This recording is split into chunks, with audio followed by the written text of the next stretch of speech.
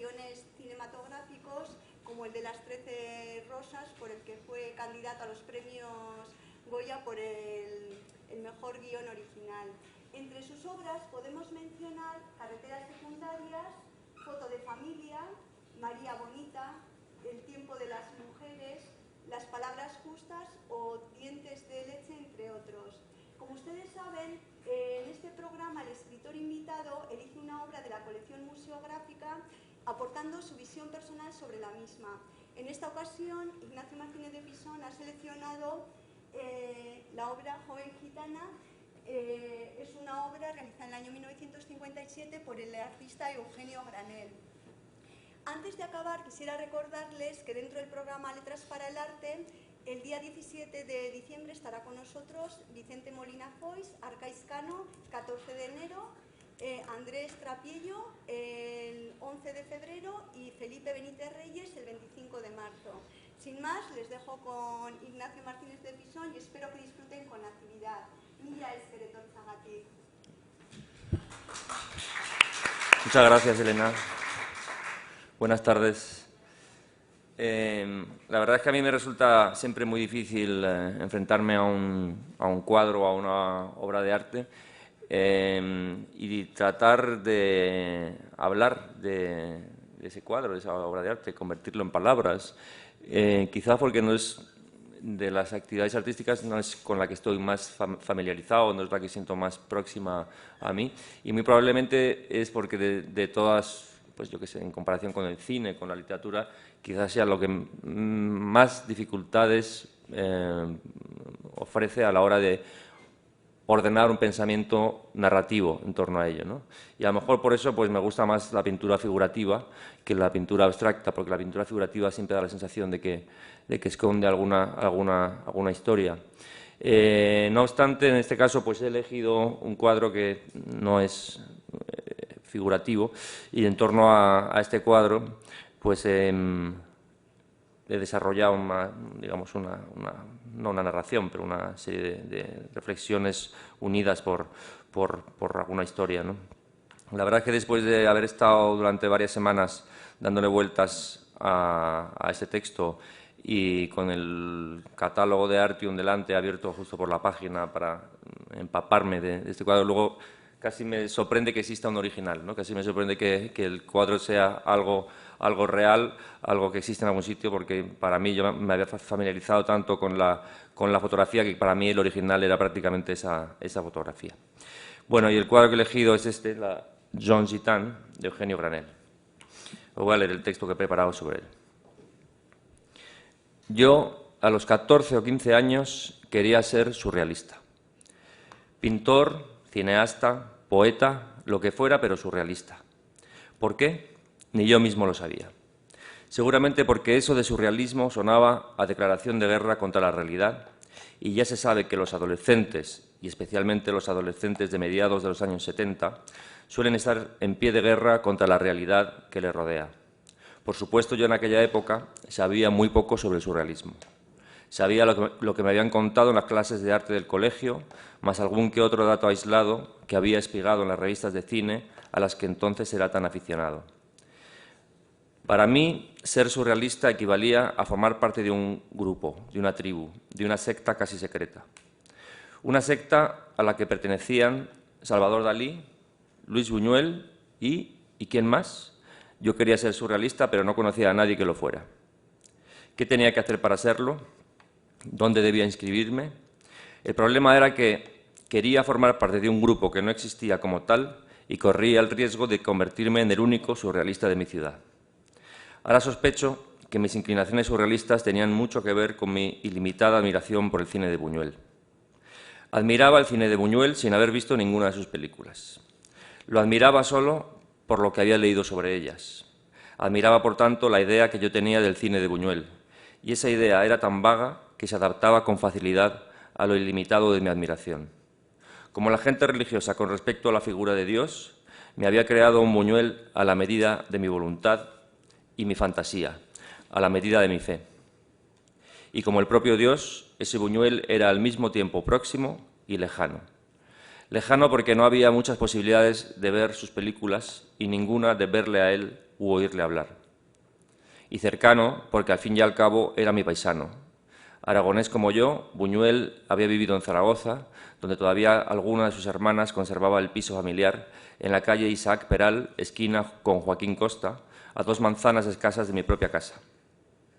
Buñuel incluso había estudiado, aunque por poco tiempo, en mi colegio, en el que en algún curso hasta coincidió con mi abuelo materno, y su existencia se me hacía un poco más real cada vez que yo, de vuelta del colegio, pasaba por delante de un portal del Paseo de la Independencia, junto a la heladería Los Italianos y el Heraldo de Aragón, el portal de una casa en la que un primo de Buñuel tenía su consulta de radiología y un letrero proclamaba «Doctor Buñuel, rayos X».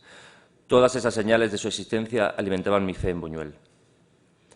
Las primeras películas que vi de Buñuel las vi por esa misma época en el programa de UHF Cineclub, que presentaba Alfonso Eduardo. No me acuerdo exactamente de los títulos que componían el ciclo. Sí me acuerdo de que había bastantes películas de la etapa mexicana de Buñuel. Películas como Los Olvidados o La vida criminal de Archibaldo de la Cruz, en las que el surrealismo poco menos que brillaba por su ausencia. Aquellas películas tenían un argumento más o menos lineal, se sometían al esquema clásico de planteamiento nudo-desenlace y, lo que era peor, al menos para mí, se entendían. No era así como yo había imaginado el cine de Buñuel, un cine alejado de todas las convenciones tradicionales, un cine distinto de todo lo demás. Pero mi devoción era tan intensa que tampoco me importó demasiado. Aquello era solo la cáscara, el envoltorio que ocultaba los auténticos tesoros del surrealismo buñueliano, y a lo que yo debía prestar atención era a ciertos detalles menores en los que las obsesiones del gran cineasta se expresaban con libertad, a los sueños de los personajes, a las escenas en las que aparecían insectos, a las bromas anticlericales. En mi familia acabaron enterándose de mi admiración por Buñuel. Por entonces yo todavía iba a misa los domingos. Iba con mi madre, mis hermanos y mi tía María Josefa a misa de 12 en Santa Catalina, una pequeña iglesia adosada a un convento de monjas cercano a casa. Aunque supongo que a esa misa asistía gente de toda edad y condición, en mi recuerdo la iglesia aparece repleta del mismo tipo de feligreses, o mejor dicho, de feligresas, mujeres más o menos iguales, vestidas siempre de oscuro, oscuras ellas mismas, orondas, silenciosas, que mojaban en agua bendita las yemas de los dedos y luego se la pasaban entre ellas. Un domingo, a la salida de misa, mi tía María Josefa me llevó donde una de esas mujeres, amiga suya, y me la presentó diciendo: ¿no admiras tanto a Luis Buñuel? Pues aquí tienes a su hermana. Yo enrojecí de vergüenza y saludé a aquella señora, que me trató con afabilidad e hizo algún comentario intrascendente sobre su hermano Luisico. Estaba de lo más confundido. Por un lado, a través de aquella señora me sentía cerca, muy cerca de Buñuel, y eso me llenaba de emoción. Por otro, todo aquello me incomodaba. Me imaginaba a mí mismo en un futuro cercano, cuando no fuera ya un adolescente, sino un joven o un adulto, y no asistiera ya a misa, sino a exposiciones de pintores surrealistas, a recitales de poesía surrealista, a sesiones de cine surrealista en cineclubs surrealistas. E intuía que en todos esos sitios ocultaría aquel encuentro con la hermana de Buñuel. ¿Qué pensaría el propio Buñuel si supiera que mi relación más duradera con él y con el surrealismo consistía en haber asistido durante años a la misma misa dominical que su hermana? Y un día le vi por la calle. Un día vi al mismísimo Buñuel. Recuerdo perfectamente el sitio, la esquina de Independencia con la plaza de Santa Engracia, muy cerca del portal con el letrero de Doctor Buñuel Rayos X, muy cerca también de la casa de su familia en Isaac Peral con Joaquín Costa. Recuerdo asimismo su aspecto. Era un hombre menudo, incluso bajo, desde luego más bajo que como yo lo imaginaba, un anciano que caminaba despacio, encorvado, con ese aire ensimismado y ausente que siempre atribuimos a los sordos. Lo que no recuerdo es la fecha. Por la ropa y el gris de la mañana debía de ser invierno, pero no sabría decir si el invierno del 77, el 78, tal vez el 79. Con absoluta certeza no fue antes del 77, porque cuando le vi yo ya no iba al colegio, sino a la universidad. Y en la universidad había conocido gente más culta que yo, compañeros aficionados a la pintura, a la poesía, al cine, y ninguno de ellos era surrealista. El día en que me encontré a Buñuel, en la esquina de Independencia con Santa Engracia, yo, por la influencia de mis nuevos amigos, había renunciado ya a ser surrealista, y sin embargo mi veneración por el cineasta aragonés no había decaído. Por supuesto, fui incapaz de decirle nada. Me limité a detenerme y a verle pasar. Cuando al cabo de unos instantes lo perdí de vista entre la gente, fui consciente de que el recuerdo de ese encuentro breve y fortuito me duraría toda la vida.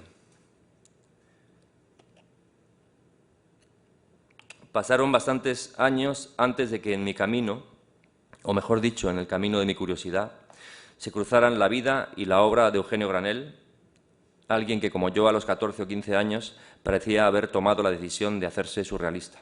En su caso, pintor surrealista. Para llegar al momento en que Granell empezó de verdad a interesarme, tengo que aclarar primero que durante mi etapa universitaria no fueron solo mis nuevos amigos, sino también mi mentalidad cartesiana y mi carácter más o menos reposado, los que me alejaron irremediablemente del surrealismo y, en general, de todo tipo de vanguardias. Juro que lo intenté, juro que me esforcé por escribir poemas en los que el sentido importara menos que la brillantez de las azarosas combinaciones de palabras e imágenes. Pero aquello no era lo mío. Leía mis poemas, más o menos vanguardistas, y me sentía como quien, debido a una tormenta inesperada, se ve obligado a ponerse una camisa y un pantalón que no son suyos. Aquella experiencia me sirvió al menos para descubrir lo importante que son la propia camisa y el propio pantalón, y fue entonces cuando empecé a escribir historias. En aquella época, comienzos de los años 80, el realismo gozaba de muy poco prestigio entre los jóvenes novelistas.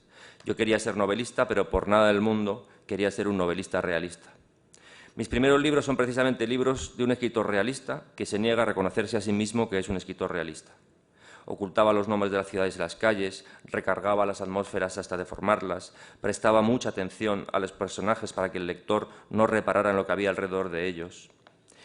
Y desde luego nunca mencionaba ningún acontecimiento notable de la historia colectiva, como si mis personajes vivieran en un mundo virtual en el que no hubiera habido ni franquismo, ni transición, ni golpe de Estado del 23F. Solo a partir de los años 90 empecé a incorporar a mis historias elementos de la realidad, y esta fue rápidamente cobrando importancia hasta el punto de que llegó un momento en que ya no pude negármelo a mí mismo. Sí, lo sentía mucho, pero con gran dolor de mi corazón tenía que reconocer que me había acabado convirtiendo justo en eso que jamás había querido ser, un escritor realista. Mi evolución como escritor realista me llevó enseguida a escribir un libro en el que solo se cuentan hechos que realmente ocurrieron. Ese libro se titula Enterrar a los muertos y es el resultado de mis investigaciones acerca de José Robles Pazos, traductor republicano asesinado por republicanos en la Valencia de principios de 1937. Enterrar a los muertos, sin duda el más realista de mis libros, pues no hay en él ni un ápice de invención, me obligó a seguir la pista del surrealista Eugenio Granell. El chico que quería ser surrealista tuvo que esperar a convertirse en escritor realista para seguir las huellas de un surrealista. ¿Quién fue Eugenio Granell, Eugenio Fernández Granell? Nacido en La Coruña en 1912, su infancia se desarrolló en Santiago de Compostela, donde comenzó sus estudios musicales. En 1928 se trasladó a Madrid para estudiar en la Escuela Superior de Música. Sus primeros contactos con el surrealismo se establecieron a través de los números de la revista Minotaure, que le fueron mostrados por un amigo orensano. Durante los años de la Segunda República participó activamente en algunas tertulias madrileñas y tras la Guerra Civil huyó a Francia y de allí a la República Dominicana, cuya capital llevaba entonces el nombre del dictador local, Ciudad Trujillo. De hecho, en aquella época toda la isla, todo llevaba el nombre de Leónidas Trujillo, del dictador. Poco a poco fue integrándose en el ambiente cultural dominicano, Eugenio Granell. Entró a formar parte como primer violín de la Orquesta Sinfónica y fundó la revista de vanguardia La Poesía Sorprendida. En el año 1941, el gran pontífice del surrealismo, André Breton, huyendo de la contienda europea, llegó desde la Martinica acompañado de su mujer y su hija, así como de los escritores Víctor Serge y Anna Segers. Granell, tras entrevistar a Breton para el periódico La Nación, se sumó con entusiasmo al movimiento surrealista. Su primera exposición colectiva tuvo lugar en 1943 en la Galería Nacional de Bellas Artes. Más tarde expuso en el Ateneo Dominicano y de nuevo en la Galería Nacional de Bellas Artes de Santo Domingo, esta vez ya de forma individual. En 1946 se negó a firmar una carta de adhesión al régimen de Trujillo y tuvo que trasladarse a Guatemala, donde trabajó como profesor en la Escuela de Artes Plásticas. Un año después, su participación en la exposición Le Surrealisme en la Galería Maet de París, organizada por André Breton y Marcel Duchamp, significó su consagración definitiva dentro del movimiento surrealista. Posteriormente, y hasta su regreso definitivo a España en 1985, el polifacético Eugenio Granell vivió en Puerto Rico y Nueva York, y su actividad en el terreno del arte y la música no solo no cesó de crecer, sino que se extendió a otros ámbitos como el cine experimental, el teatro y la literatura. Murió en Madrid el 24 de octubre de 2001. He dejado para el final la vertiente política de su biografía. Desde su llegada a Madrid en 1928, vivió Granell con pasión la efervescencia política del momento, así como algo más tarde la euforia de la proclamación de la Segunda República. En 1932 decidió ingresar en una pequeña organización revolucionaria que con el paso del tiempo se integraría en el Partido Obrero de Unificación Marxista, en el POUM. Cuando estalló la Guerra Civil, Granell, miembro del Comité Ejecutivo del POUM de Madrid, dio pruebas de su increíble dinamismo al asumir la dirección del diario El Combatiente Rojo, combatir en el frente de Sigüenza con la columna motorizada del POUM de Madrid mandada por Hipólito Echeverría e intervenir incansablemente en los mítines de su organización. Era la época en que desde Moscú se estaba preparando la persecución estalinista contra el llamado desviacionismo trotskista. En teoría, el POUM no era trotskista, pero algunos de sus dirigentes más destacados, empezando por Andreu Nin, habían colaborado estrechamente con el antiguo líder de la Revolución Soviética. En junio de 1937, tras suceder Negrín a Largo Caballero en la presidencia del Consejo de Ministros, se desató la represión contra el POUM. El partido fue ilegalizado, los miembros de su comité ejecutivo fueron detenidos, Andreu Nin fue secuestrado y torturado hasta la muerte. Por homenaje a Cataluña, de George Orwell, sabemos que durante unas semanas todo aquel que en Barcelona era sospechoso de afinidades con el POUM corría un riesgo cierto de ser encarcelado o directamente eliminado. El propio Granell, al que Nin personalmente acababa de encargar que tomara las riendas de la revista teórica La Nueva Era, tuvo que esconderse y parece ser que quien en esos momentos difíciles le ayudó y dio protección fue el escritor también gallego Rafael Dieste. Reducido el POUM a la clandestinidad, Granell colaboró con el nuevo comité ejecutivo hasta que pudo incorporarse como comisario político a un batallón mandado por un miembro de la CNT, lo más lejos posible de los comunistas ortodoxos, por tanto. Y años después de acabada la guerra, todavía tuvo que escapar a las posibles represalias de los estalinistas. A ello se debió, a finales de los años 40, su precipitada salida de Guatemala hacia Puerto Rico. Al menos esa fue la sensación que él tuvo de que le acechaban, ¿no? Y se sentía perseguido en Guatemala por los estalinistas. Su antiestalinismo se mantuvo vivo durante toda su vida. A su regreso a España, Granell fue uno de los impulsores de la Fundación Andreu Nin y Vilebaldo Solano, viejo compañero de partido, cuenta que cuando fueron a firmar el acta de constitución de esta Fundación Andreu Nin, el notario le preguntó su profesión y Granell contestó simplemente antiestalinista. Eugenio Granell buscó siempre el camino de la rectitud y la verdad, aunque ese camino entrañara graves peligros. Mientras yo investigaba la muerte de José Robles, el nombre de Granell me apareció varias veces como el de uno de los pocos que desde el principio denunciaron su asesinato, el asesinato de Robles, a manos de agentes de la NKVD, la Policía Política de Stalin. Probablemente Robles, intérprete de los militares soviéticos durante los primeros meses de la contienda, fue detenido y asesinado por el simple hecho de estar en posesión de informaciones a las que precisamente había accedido por su condición de intérprete. Entonces, y durante mucho tiempo, fueron muy pocas las voces que se alzaron para denunciar lo ocurrido y señalar a los culpables. Una de esas pocas voces fue la de Granell. Y eso a pesar de que Robles ni siquiera militaba en el POUM, en su partido. Su asesinato se produjo 4 meses antes de que se desatara la ola de represión que acabó con la vida de Andreu Nin y otros poumistas. Pero igualmente, Granell se sintió obligado a denunciar lo ocurrido y exigir responsabilidades a quienes, habiendo podido evitarlo, no movieron un dedo. Entre estos siempre destacó Rafael Alberti como uno de los principales blancos de sus iras. Todavía en 1977 escribió Granell el siguiente párrafo contra el poeta gaditano. Es un párrafo largo, pero yo creo que puede dar una idea cabal de cómo era Granell, un hombre de mucho temperamento, tantos años después de acabada la guerra, ¿no? Un largo párrafo contra Alberti que os voy a leer. dice Granell. Alberti no repudió públicamente el pacto Hitler-Stalin. Tampoco se sabe que haya denunciado las persecuciones y asesinatos de republicanos, socialistas y anarquistas y pogumistas perpetrados por su partido durante la Guerra Civil, ni que haya alzado la voz contra el secuestro y tortura de Andrés Nin en Alcalá de Henares.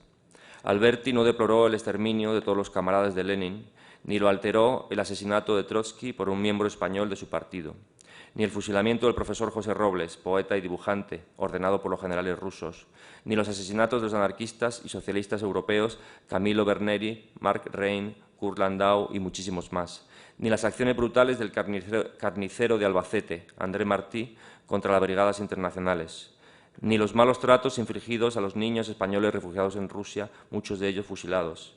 No publicó Alberti su protesta por el aplastamiento de la insurrección húngara, ni por la invasión de Checoslovaquia, ni por el internamiento de intelectuales, poetas y científicos en las siniestras clínicas mentales de la Checa soviética, ni por la infame persecución que llevó a la tumba a Pasternak, ni por la reclusión y los malos tratos sufridos, entre tantos otros, por la poetisa Natalia Gorbanevskaya, ni por el encarcelamiento y las torturas que han convertido al poeta cubano Eberto Padilla en una piltrafa, etcétera, etcétera, etcétera. Alberti, sigue diciendo Granell, Alberti permanece olímpicamente impávido ante la rueda de horrores que acumula el régimen más ignominioso de la historia humana al cual se unció. Pero dejemos a un lado la biografía política y concentrémonos finalmente en su obra. La Jeune Gitane, la joven gitana, fue pintada en 1957, cuando Granell acababa de instalarse en Nueva York. Atrás quedaban 18 años de vagabundeo por distintos países centroamericanos. Quien eche un vistazo a su obra anterior a esa fecha observará hasta qué punto su larga estancia en la República Dominicana, Guatemala y Puerto Rico influyó en el Granell pintor y escultor. Algunos han hablado de primitivismo y de indigenismo, tal vez para facilitar su alineamiento al lado del chileno Roberto Mata y sobre todo del cubano Wilfredo Lam, representantes como él de lo que se dio en llamar segundo surrealismo. Yo más bien veo al Granell de la etapa centroamericana como a un antiguo viajero de Indias que descubre por primera vez especies vegetales y animales desconocidas en su lugar de origen y que no puede sino proclamar la fascinación que sobre él ejerce ese nuevo mundo. Eugenio Granell cayó rendido ante los vistosos colores del plumaje y el pico de los tucanes, ante la natural exuberancia de las flores exóticas, ante la riqueza cromática y visual de las figuras, los atuendos, las máscaras ceremoniales precolombinas.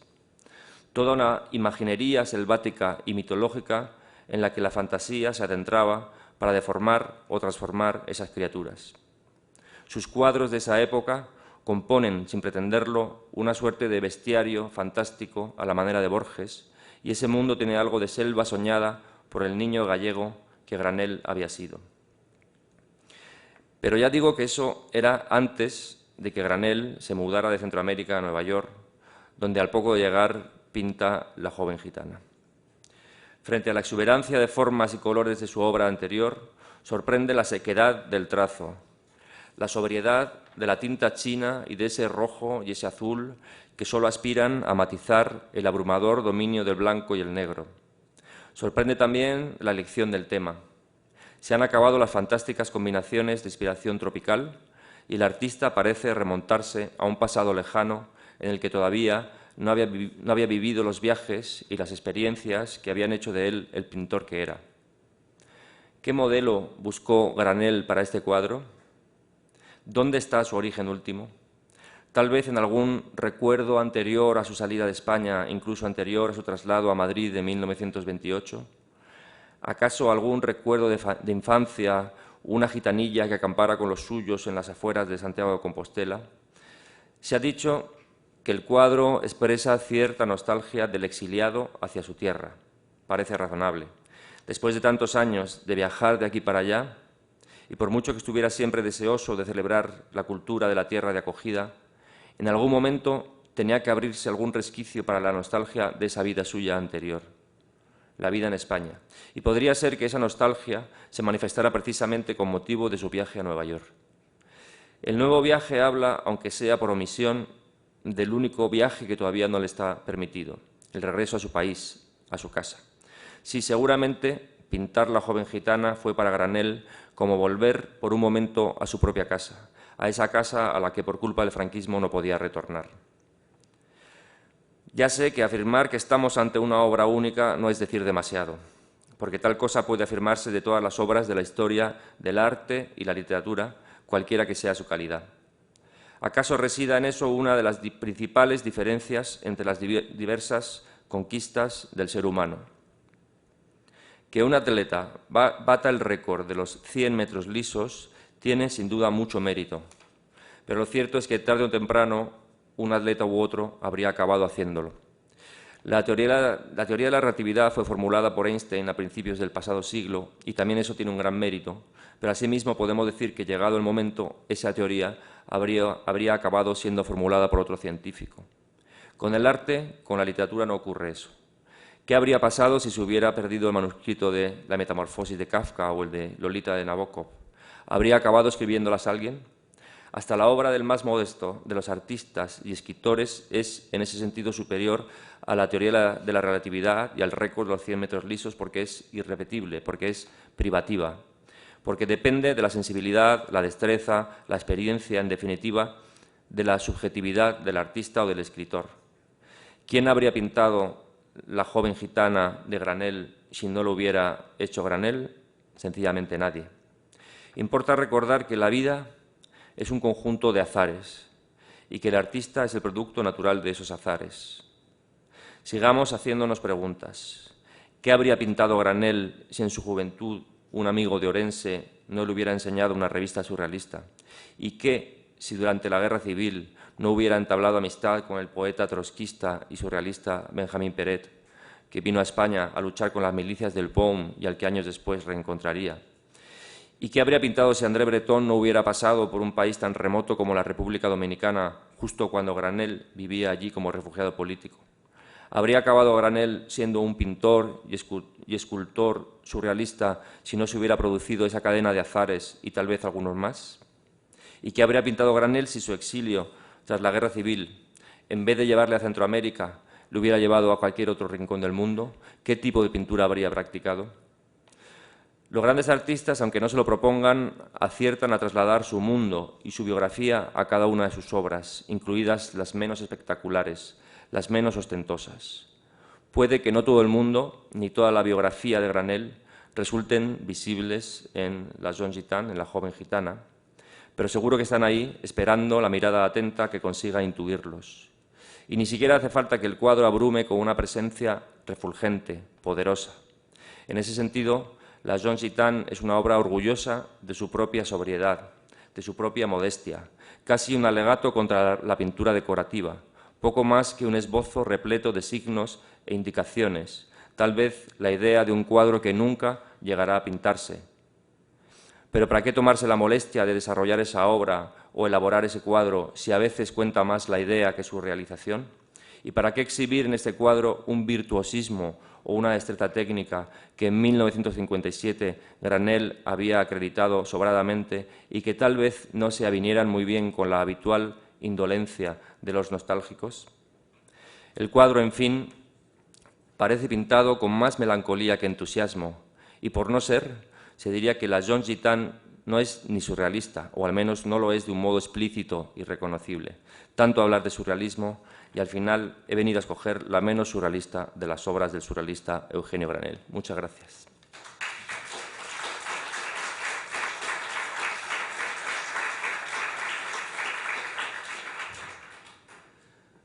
Bueno, me pongo a vuestra disposición si queréis comentar alguna cosa. Sé que hay otro cuadro de Granell en el fondo de Artium, pero me parece que en este momento no se está exponiendo. Y por si más próximos cambios de exposiciones, pues me imagino que podrá verse. Y es también de la misma época y más o menos del mismo estilo. Y creo que es un estilo, una etapa muy peculiar de Granell que me parece que es muy, muy interesante. Si alguien quiere comentar algo o decir algo.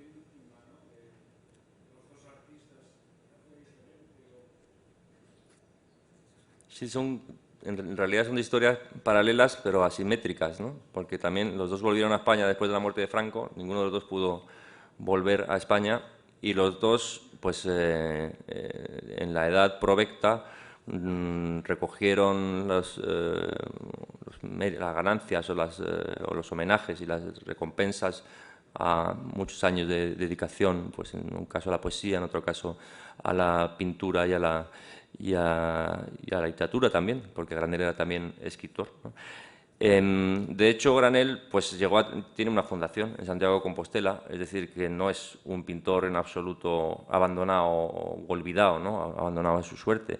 Es un pintor cuyo legado pues está siendo protegido, tampoco mucho, porque una vez escribí a la fundación para pedirle una serie de datos y tardaron 1 año y medio en contestarme, ¿no? Y sin saber darme respuesta. Pero, en fin, en principio hay una fundación y hay gente que trabaja en esa fundación y procura que el legado de Granell se conserve y se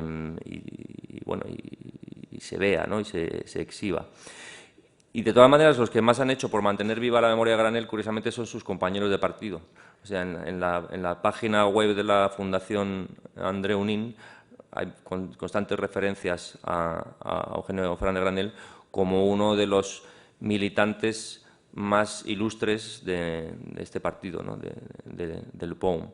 Y él, pues, bueno, ya ha contado la historia esa de cómo él fue al notario al acto de constitución de la Fundación Andreu Nin y efectivamente él se sentía muy vinculado, ¿no? Para él, pues, lo que ocurrió durante la guerra y lo que ocurrió con su jefe de filas, con el que era Andreu Nin, pues fueron hechos tan decisivos, tan determinantes, que le marcaron para siempre, ¿no? Y nadie entendería esos odios vitalicios hacia Alberti y hacia otras personas si no fuera porque efectivamente le mataron a gente muy, muy cercana, ¿no?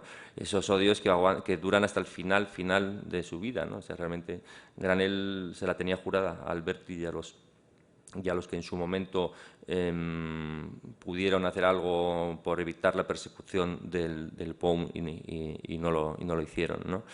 De manera que Granell, pues yo creo que después de su muerte y después de su vuelta a España, ¿no? Ya en los años 80 yo creo que ya se le reconocieron bastantes méritos y aún ahora me parece que sigue siendo un nombre que cuenta, ¿no? Y que está ahí presente y del que se organizan exposiciones con alguna frecuencia, ¿no?